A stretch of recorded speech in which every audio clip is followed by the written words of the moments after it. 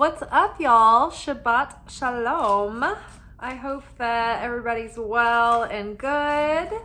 I am. We're gonna do something a little different. I know usually on Friday I have already pulled the cards and written our message on Instagram, and we usually use the Radiant Sun Oracle and the Dreaming Way Tarot, but I've been deep in a cleaning project today, just getting the downstairs in my house organized and doing the kind of cleaning where you like pick things up and wipe off surfaces and all that. So it felt good to do, but did not really make the content that I usually make when I usually make it. So we're going to visit with the Winged Enchantment.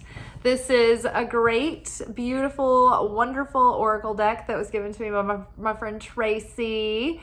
And everybody loves this deck. It's like messages from birds.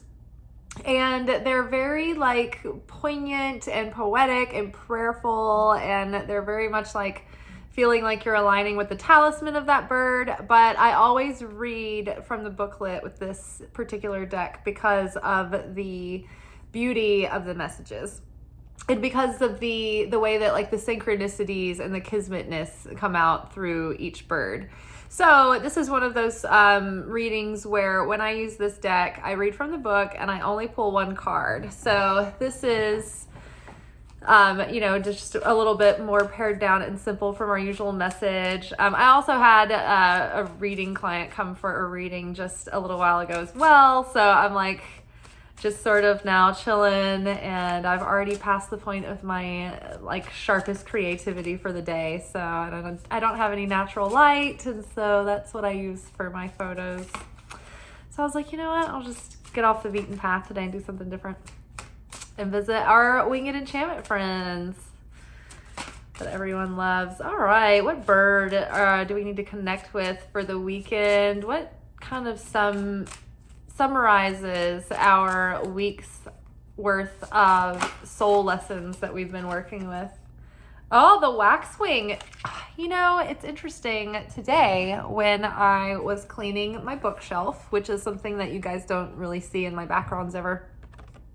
But I have this little book of birds. It's like an antique, reference guide to bird watchers, I guess. And there's these beautiful like watercolor and hand-etched illustrations of these birds. And I have this one feather that I'm not sure what bird it comes from. I'm not sure whether it comes from a woodpecker or if it comes from a Bohemian waxwing.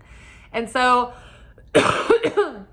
there's this one specific place where I have this little feather and it's next to this book on the shelf. And I noticed when I was cleaning that it had gone missing. Like it had blown behind something somewhere at some point, or, somehow just had floated away to another spot. And I was like, oh man, but oh well, it'll turn up if it needs to. But it just made me notice, the Bohemian waxwing feather. And then I remember, oh yeah, there's a Bohemian waxwing bird in this book.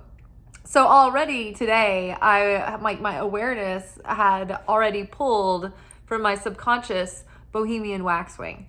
And so it's funny is that as I was cleaning my living room, I pulled my like ottoman poof thingy away from the corner and to sweep and stuff around it.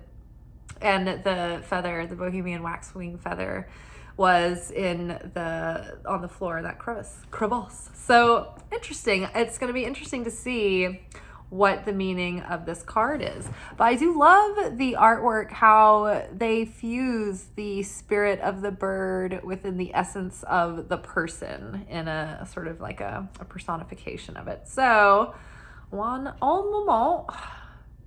The number associated with this card is 37.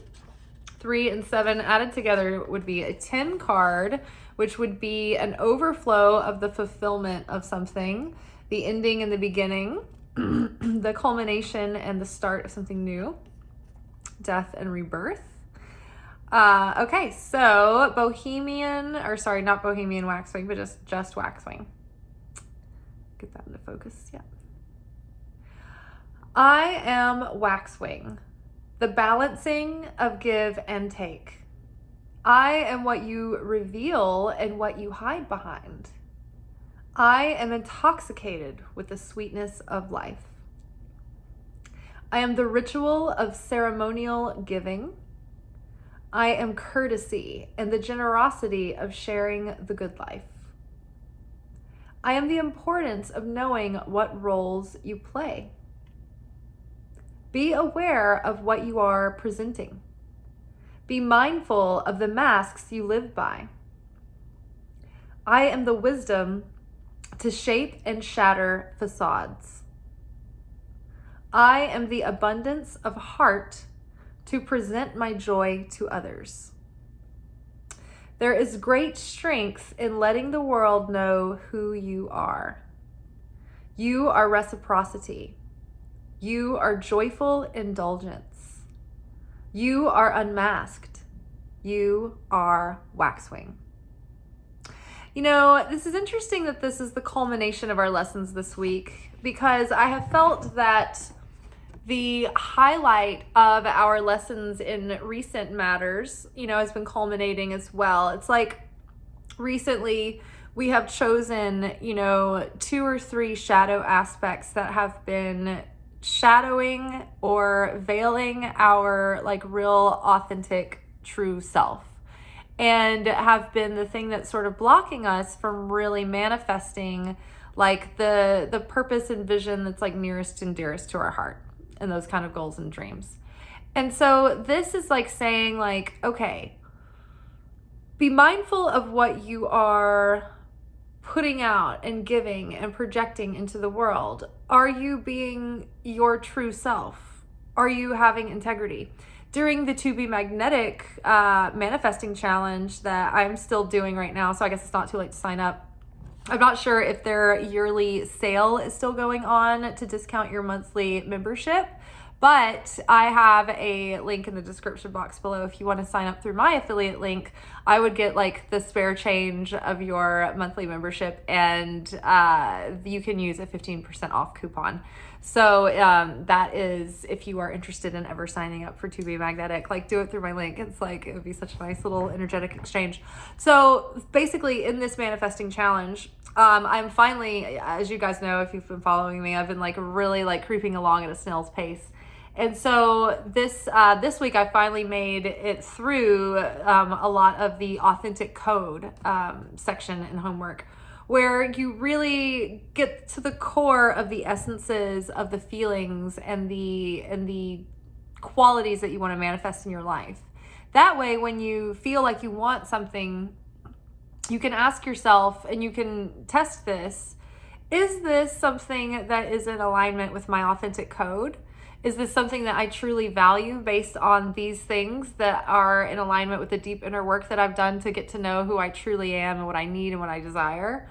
Or am I anxious about something that I think that I need to do or give or be or become because society expects this of me, or another person expects this of me, or my family or my parents, or whatever it is this projected expectation that you're trying to live up to? Or are you wanting to achieve something or pursue something or do something because it is a genuine desire in your heart and your soul is pushing you in that direction? So also, what we're giving and what we're sharing and what we're doing and the actions that we're taking are flavored by our consciousness. And so what seed level of consciousness that we're in when we're taking action is going to flavor the results of the actions that we're taking. And so if we do things from a creator consciousness and a sharing consciousness and a consciousness of fulfillment and light and love and wholeness, then it's going to perpetuate goodness and wholeness. And it's coming from a place of alignment and affinity with the creator. So that thing can have harmony and flow and blessing. But if we're doing something from a destroyer consciousness or a taker consciousness, then, or from a mentality of scarcity or fear or lack or doubt or second guessing ourselves, then it creates holes and gaps that allow for the opponent energy to come in and create chaos and challenge and disruption and, you know, turbulence. And so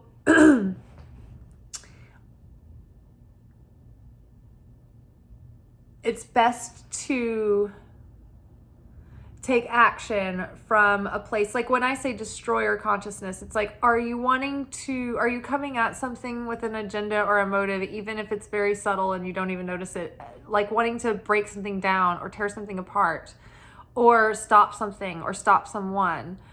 Are you, like, for instance, this can even be, there can be a savior destroyer consciousness, where an easy example that my Kabbalah teacher David gave in a video that he did on his Instagram page the other day was a plumber is just being a plumber by wanting to book work. But is your seed level of consciousness, oh, I hope people's plumbing I hope people's pipes burst, you know, on a frozen night, so I have a lot of like work and I have a lot of like income?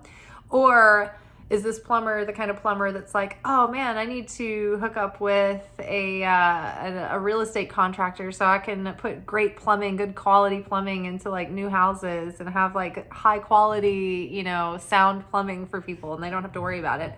Like, how can you like test yourself really to see, you know, are you wanting to create and build and, you know, do you have faith in the creator? Or, you know, are you coming from, you know, what can I get from this?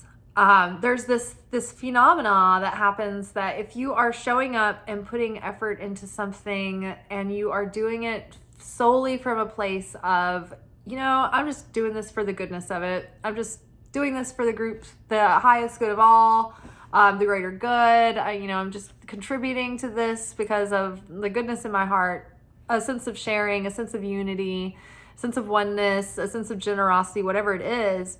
It's like that will create more energy. It will give you more energy.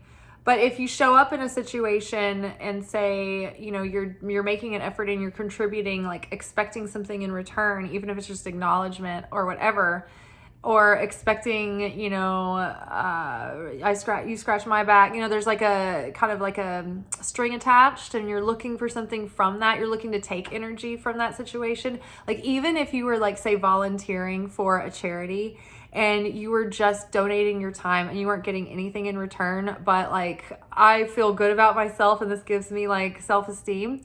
See, like you're still kind of showing up looking for this thing to pump you up instead of just like looking for like in a sense of humility, like, oh my gosh, like I have the capability and the resources to give of myself in the situation. I have a heart to do it. I should just do it. I should just jump in and contribute. So it's like the integrity, the alignment, you know, you see, you know, it's going to either give you more energy or it's going to take from your energy if you're looking to take from the situation. Let's read this again. I am Waxwing, the balancing of give and take. And so I think too that, you know, our life is also beginning to even out a little bit. And I've been feeling that at the beginning of this year so far. It feels like we've had such like an upheaval over the past few years. And a lot has been uprooted and changed and broken down and rebuilt and, you know, twisted inside out. And now it's like, I think we're finally in a year where it's going to feel like we're beginning that new chapter and our efforts are going to yield results. And it just feels like for the past couple of years, we're like, nothing that we're doing is visible. And so I feel that life is going to start, like, it's going to start feeling like it's evening out a little bit. Like, oh my gosh, like I do something, an action, and I actually get a result from it. Oh my God, I just thought like the cosmos just didn't work for me anymore. Or, you know, I thought there was no cause and effect when it came to me. I thought I was in a void. A pariah, an energetic pariah with no magnetism. No, it's going to be more evened out. There's going to be more give and take. And your mentality and your focus and your consciousness is also intentionally centered on things, on giving your resources and time and attention into things that are yielding more long-term value and fulfillment for you as well. So I am Waxwing, the balancing of give and take. I am what you reveal and what you hide behind. Again, back to that idea of giving and taking. Not only are we, like, a lot of times we're hiding behind masks, right? We're hiding our true identity because we think that it's this shadow aspect of self that won't be accepted or won't be embraced, or we need to tone this down or refine it in order to be embraced or accepted fully. So it's like, what are we hiding? What are we presenting? What are we masking over because we want to people please? And what are we deciding to show, and what are we, keeping, hidden or protected or, private, and deciding when and how much to reveal and share to the outer world. I am what you reveal and what you hide behind.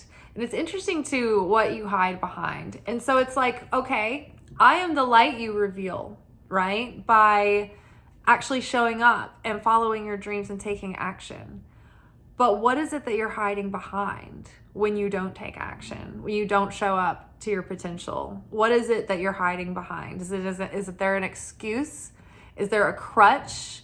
Is there a pattern or a self-sabotaging tendency or habit that you're hiding behind, that you're like, oh, well, I can't do this because of this? Well, it would be, I used to not start this YouTube channel because I was like, oh, well, I need to fully light everything and produce it and get a script and get a shot list and have camera movement, and it'll take a while to edit, and I need to get a separate device for audio, and I need then I'll have to do the audio editing. And I mean, yeah, there's a lot of people that fully produce their videos, but also I don't want to make one video a week. I don't want to get caught up in the minutia of the editing unless it's for a paid course that I'm creating, and that is a body of work that's going to be evergreen and, something that people use as a reference guide. I for this daily stuff, I just don't want to be too precious, and I just want to rough it up and get it out there and have volume and be not held back by perfectionism, And so that was something that I was hiding behind. I was hiding behind perfectionism. I was hiding behind, projected oh, I can't put out a rough looking video. I'm from the film industry. I was a lighting person. What would people think? Now it's I know the sound is terrible. I loud talking right into my phone from inches away. I'm sure it's obnoxious. My house has no carpet, so it's kind of echoey. The light is it changes all the time. What bothers me the most is that my light temperature.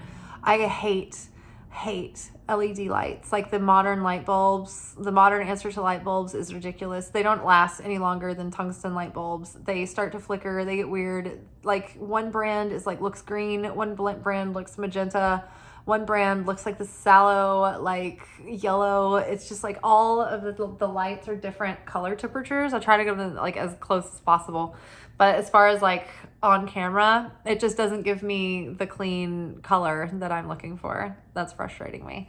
But another thing that I could hide behind, I could be really overly picky about this and, be oh, I don't want to post this video. But no, I'm just you know what? I'm not hiding behind, perfectionism or fear or procrastination.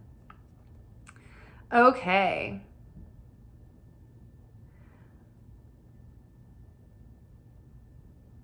I am intoxicated with the sweetness of life.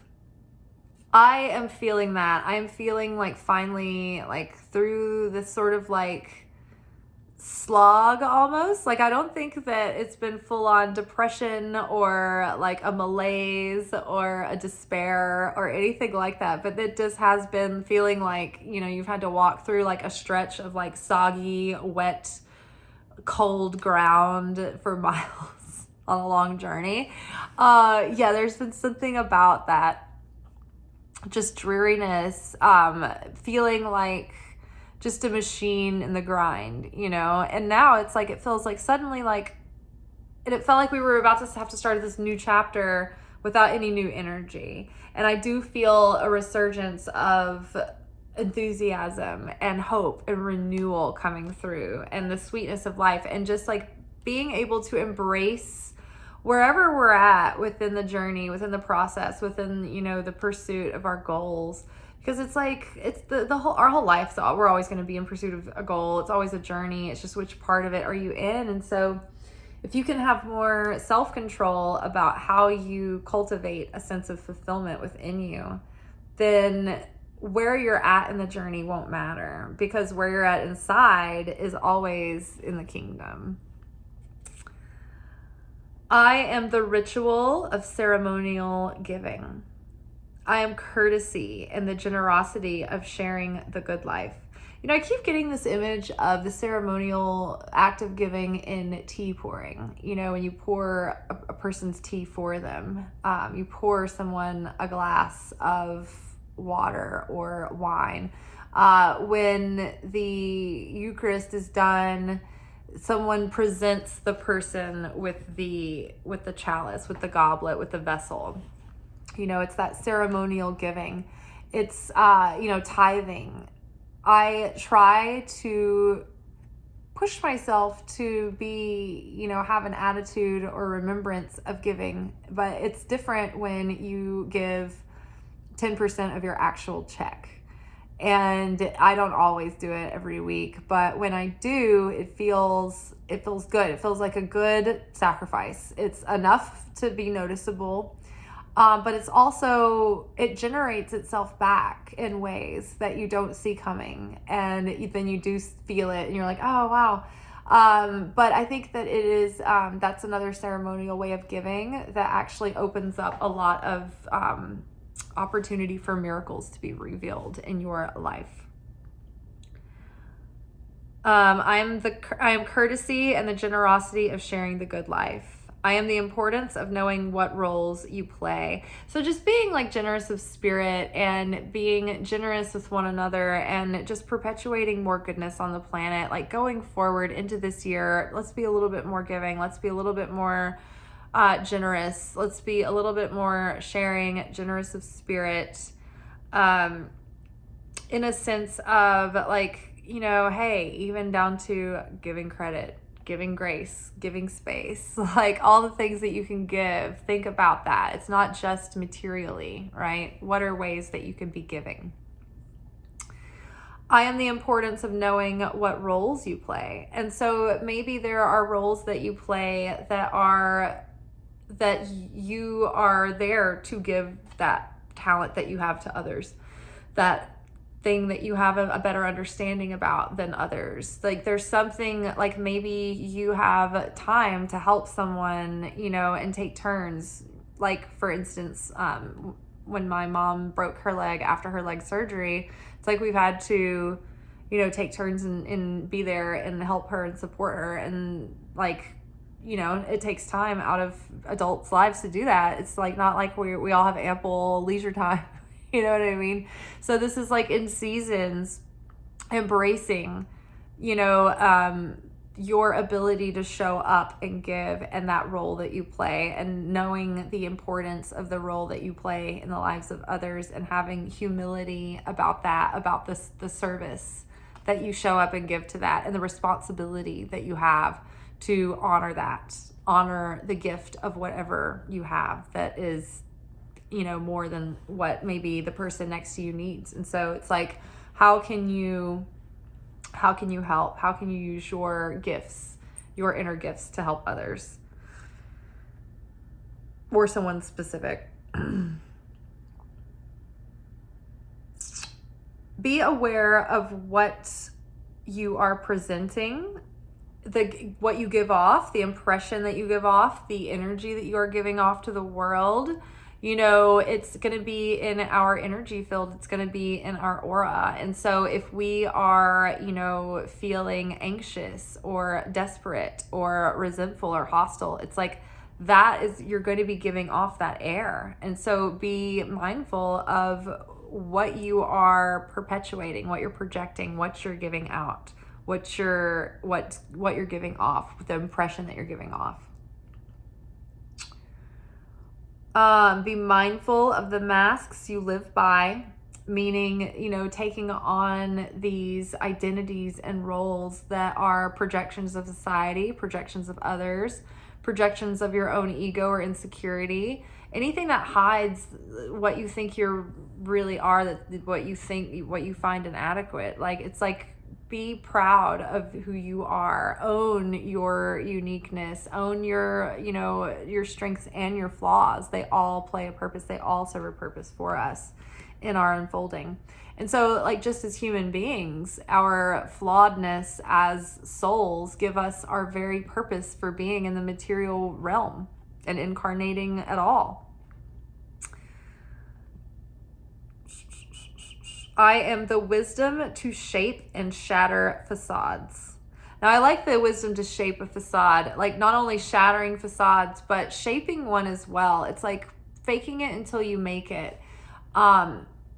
Somebody brought up something Beyonce does today a bunch of times recently. It was like these coaches talking about body language and thinking about how would Beyonce walk into a room and stand in that room and own the space that she's in that room. It's like, what are you projecting? What are you giving off? Like, how are you, presenting? Even Beyonce puts on a role. In her mind, she takes on the role of Sasha Fierce, right? So there is like, and there's another like life coach, I guess you just generalize and call her, that I like to watch, but she used to be in beauty pageants, and she talks about how doesn't consider herself the most extraordinary looking woman or have the body type that is like typically expected or was during the time that she was doing Miss Universe. But it was her ability to adopt these certain ways of carrying herself that made her competitive against the other people who maybe had the genetics, the genetic edge. It was about, her ability to construct a facade that led to her ultimately embodying that mindset and having more confidence. It was like she carried herself with higher value. And so she began to believe that she was of a higher value, not like in a comparative, like I'm better than you kind of way, but just like, a person to be, respected, or, what I mean? Like, she carried herself with value. Like you know the difference when you can see it in people, you can see it in their posture, you can see it in their energy, you can feel it coming off of them. Okay, and then I am the abundance of heart to present my joy to others. So yeah, it's like feeling like that sense of our heart is overflowing again and finding our joy again, finding that sprightliness that allows that to overflow and bring that joy wherever we go. The protection of the Spirit of God, the Shina, cannot be upon us if we are not in joy. It cannot share space in despair, because the Shina is joy.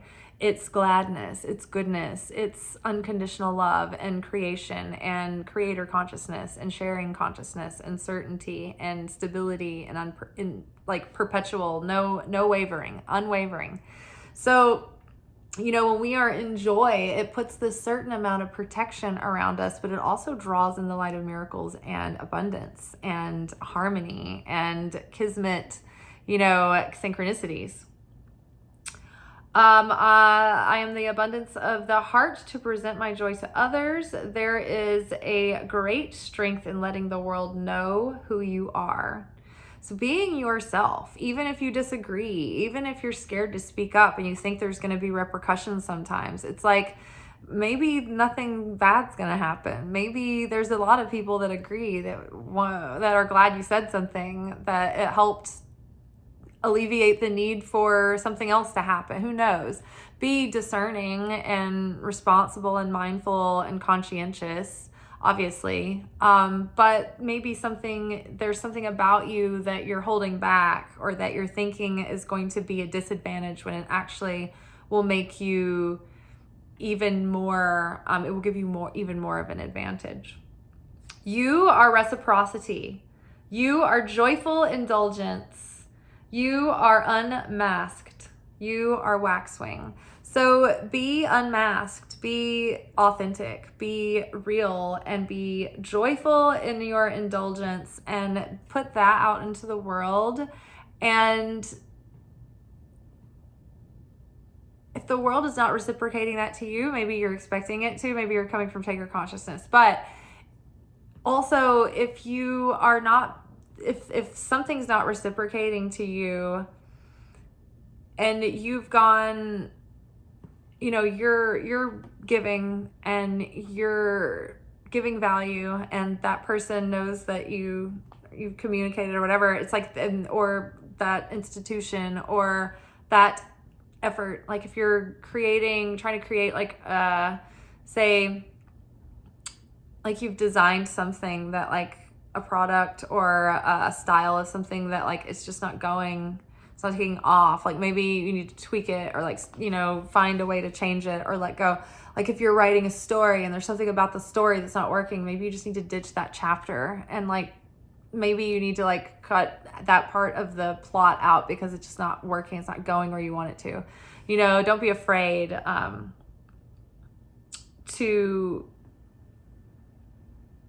I don't know why I went into that, but to be your true self and to not hold on to something because you think you're projecting a certain thing.